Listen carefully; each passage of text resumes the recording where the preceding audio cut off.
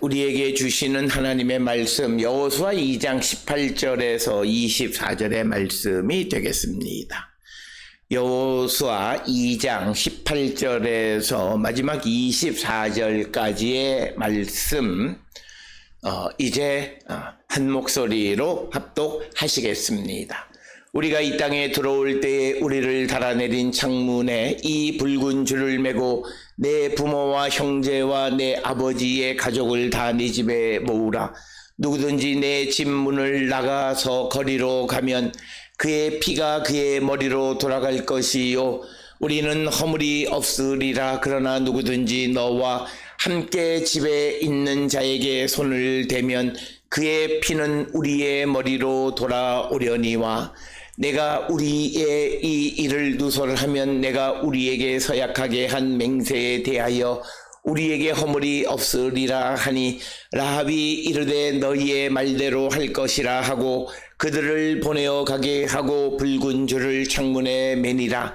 그들이 가서 산에 이르러 뒤쫓는 자들이 돌아가기까지 사울을 거기 머물매 뒤쫓는 자들이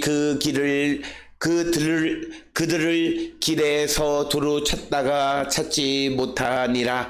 그 두 사람이 돌이켜 산에서 내려와 강을 건너 눈의 아들 여호수아에게 나아가서 그들이 겪은 모든 일을 고하고 또 여호수아에게 이르되 진실로 여호와께서 그 온 땅을 우리 손에 주셨으므로 그 땅의 모든 주민이 우리 앞에서 간담이 녹도이다 하더라. 아멘. 오늘 우리가 함께 읽은 여호수아 2장 18절에서 24절에 있는 말씀은 이제 정탐꾼들이 라합의 집을 떠나기 전에 그들이 하나님께서 이 가나안 땅을 주셔서 그 땅에 들어올 때에 이 라합의 집과 그 가족들을 보호하기 위해서 그 라합이 해야 되는 두 가지 사실을 이야기하는데, 첫째는 사람들을 전부 다 라합의 집으로 모으고, 그리고 이제 이 정탐꾼들을 창문으로 달아서 내리는 그 붉은 줄을 이제 그 집에 걸어두라, 이렇게 이야기하는 것이 오늘 주시는 18절 이하에 있는 말씀이 되겠고, 그래서 오늘 주시는 말씀은 이 정탐꾼들이 무사히 여호수아에게로 돌아가서 그간에 있었던 모든 일들을 고했다라고 하는 것으로 이야기를 마치게 됩니다. 특별히 오늘 주시는 이 이야기를 통해서 우리가 성경을 좀 자세히 읽어보게 되면, 먼저 기록적으로 보게 되면 21절에 그 정탐꾼들이 라합이 이르되 너희의 말대로 할 것이라 하고 그들을 보내어 가게 하고 붉은 줄을 창문에 매니라. 그러니까 21절에서 붉은 줄을 창문에 매서 그 정탐꾼들을 보냈다라고 하는 것인데, 18절에 보게 되면 우리를 달아내린 창문에 이 붉은 줄을 매고 이렇게 이야기합니다. 그러니까 아직 일어나지 않은 일을 이미 이 여호수아서의 정탐꾼의 이야기를 기록하는 사람은 모든 것을 다 알고 이야기를 기록하고 있다라고 하는 하나의 그런 표식이 오늘 주시는 18절에서 창문에 이 붉은 줄을 매라고 이야기하는데, 이 붉은 줄이 등장하는 것은 21절에 등장하고 있다라고 하는 것입니다.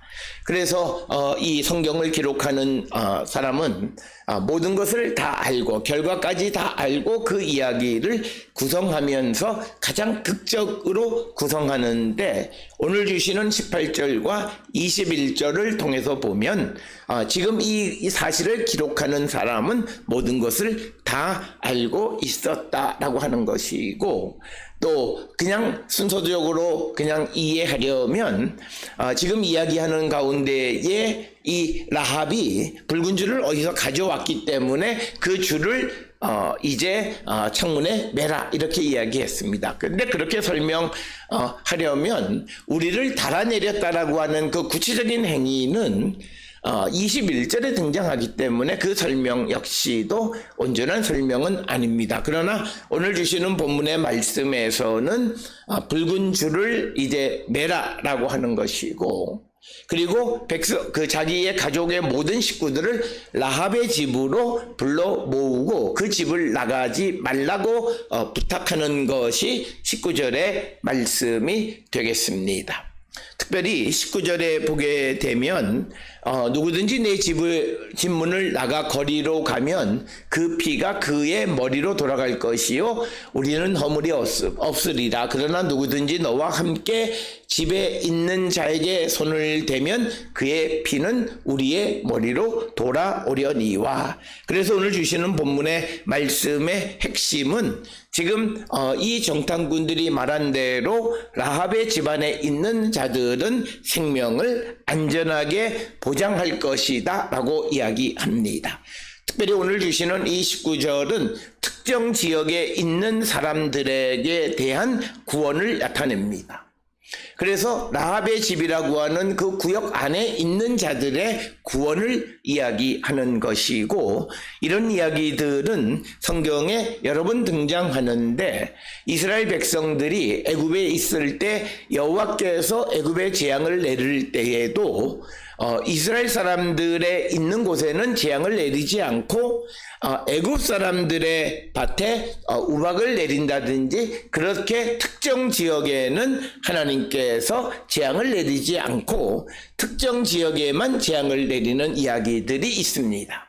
따라서 오늘 주시는 본문 19절에서도 여리고성을 정복하면서 그 성에 있는 모든 이들을 죽이게 되어질 때에도 라합의 집에 들어온 자에게는 구원을 약속하는 이야기가 오늘 주시는 본문의 말씀이 되겠고, 또 이것은 출애굽기 12장 22절에 이스라엘 백성들이 출애굽을 할 당시에도 이제 그 문설주의 이 양의 피를 바르는 집에는 파괴자가 그냥 지나가지만 그렇지 않은 자들에게는 하나님의 재앙과 파멸이 임하게 될 것이다 라고 하는 그 말씀과도 같은 이야기가 되겠습니다.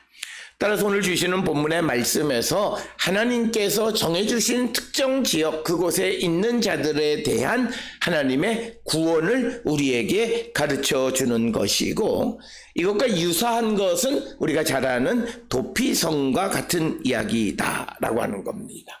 그래서 누구를 살해한 그런 자가 도피성으로 가게 되면 그곳에서 죽음을 면하게 될 것이다 라고 하는, 이처럼 하나님께서 정해주신 특정한 지역에 대한 하나님의 구원의 역사를 우리에게 가르쳐 주는데, 오늘 우리가 살고 있는 이 시대에도 하나님의 구원이 온 세상에 임하고 마지막 재앙과 심판의 때에 주를 영접하고 하나님을 섬기는 자들이 있는 그곳은 하나님이 그들을 구원해 주시고 마지막 때에 그 마지막 심판에서 그들을 구원해 주신다라고 하는 것입니다. 그렇다면 우리가 있는 곳, 즉 성도가 있는 그곳은 하나님께 예배하는 것. 오늘 주시는 이 19절에서도 라합의 집, 특정 장소라고 하는 것을 강조하는 것은 우리가 잘 알다시피 여호와께서 자기 이름을 정하신 그곳에 있는 자들, 그곳에서 하나님께 예배하는 자들을 하나님이 구원하신다라고 하는 개념과도 밀접한 관련이 있는 말씀입니다. 그래서 우리가 잘 아는 신명기 12장에 여호와께서 자기 이름을 두시려고 택한 그곳에서 하나님을 예배하고 섬기는 자, 오늘 살아가는 우리는 어느 곳에서든지 예수 그리스도를 영접하고 주의 이름을 부르는 자들에게 구원을 베풀어 주신다라고 하는 것. 그래서 우리는 우리가 있는 곳에서 항상 예배하는 자가 되고 주님을 찾는 자가 되어 주님의 임재가 우리 가운데 임하시게 되어지면 우리가 어디 있든지 간에 주님의 구원을 약속받고 주님은 우리를 구원해 주신다라고 하는 것입니다. 따라서 오늘 주시는 이 19절에 등장하는 특정 지역을 선택해서 그곳에 하나님의 구원이 임하게 되어짐을 나타내는 것은 구약 성경에 매우 중요한 그런 생각이다라고 하는 것, 그것을 우리가 기억하셔서 우리가 있는 곳이 하나님이 임재하시는 곳, 특별히 우리가 하나님을 부르고 하나님을 예배하는 곳, 그런 곳이 되어질 때 내가 있는 곳 어디든지 하나님의 구원이 임하게 됨을 우리에게 가르쳐 주시는 말씀이 되겠습니다. 따라서 우리는 늘 주님을 찾고 주님을 부르며 살아가는 우리가 되어서 어디 있든지 간에 우리가 구원을 약속받는 거룩한 백성들이 될 수 있기를 주의 이름으로 축원합니다. 이어지는 20절에 또 하나는 내가 우리의 이 일을 누설하지 아니하면 내가 우리에게 서약하게 한 맹세에 대하여 우리에게 허물이 없으리라. 그러니까 이 말은 뭐냐면 지금 라합이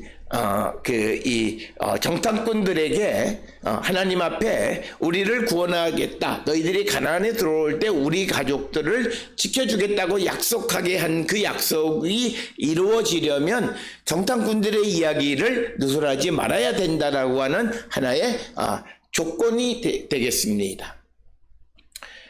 따라서 오늘 주시는 본문의 말씀에 보면 두 가지는 모든 사람을 라합의 집에 모으고 그곳에 붉은 줄을 창문에 매고, 그리고 이 정탐꾼들의 이야기를 누설하지 아니하면 약속을 지켜주겠다, 이렇게 이야기하는 것이 오늘 주시는 21절의 말씀이고, 그래서 라합이 너희의 말대로 할 것이라 하고 그들을 보내어 가게 하고 붉은 줄을 창문에 메었다, 이렇게 이야기합니다.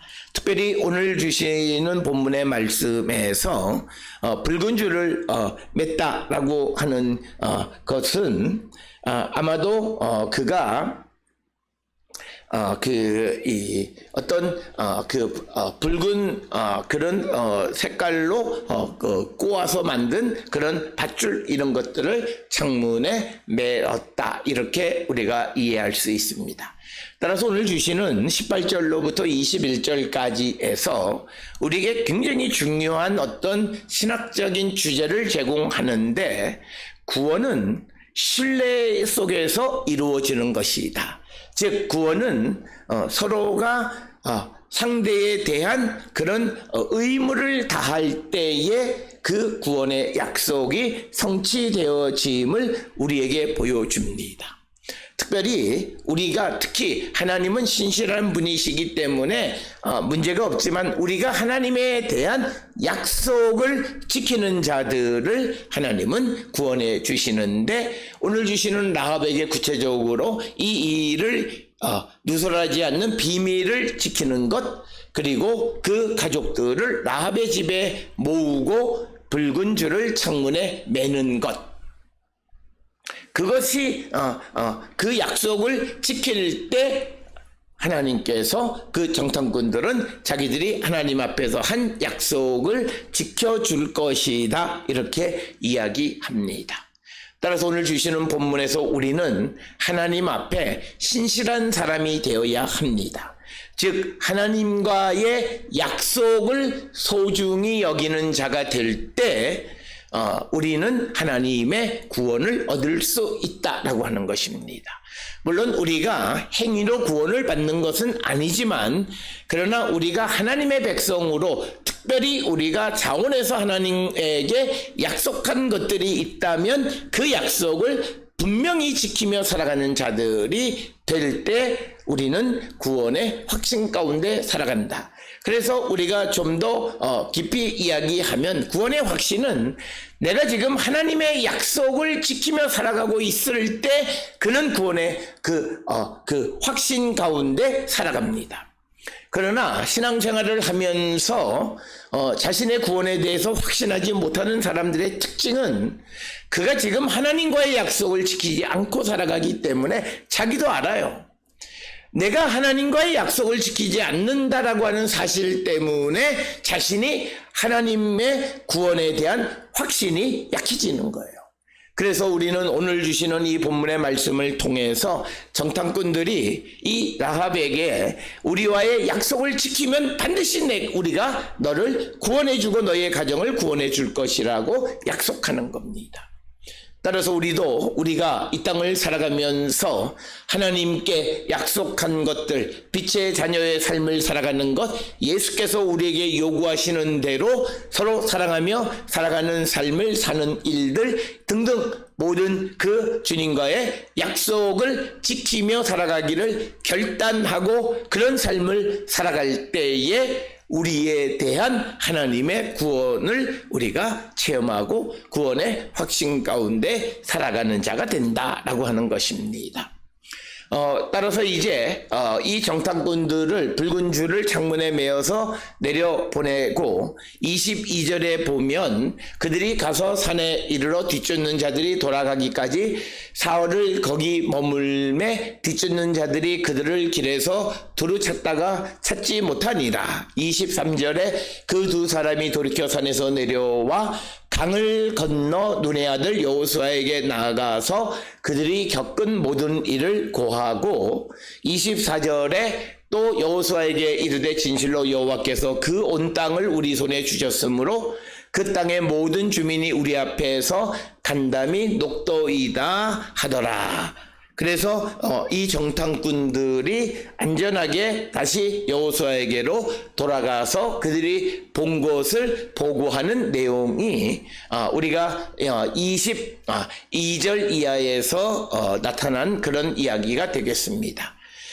오늘 주시는 본문의 말씀에서 정탐꾼들을 보내는 가장 큰 목적은 그 적진의 상황 그리고 군대의 어떤 배치 이런 것들이 정탐꾼들의 목적인데 오늘 주시는 이 본문의 말씀에서 이 정탐꾼들이 본 것은 여리고 사람들이 하나님께서 이 땅을 이스라엘 백성들에게 주셨다는 사실을 알고 간담이 녹았다라고 하는 그들의 심리적 상태를 보고하는 이야기가 되겠습니다.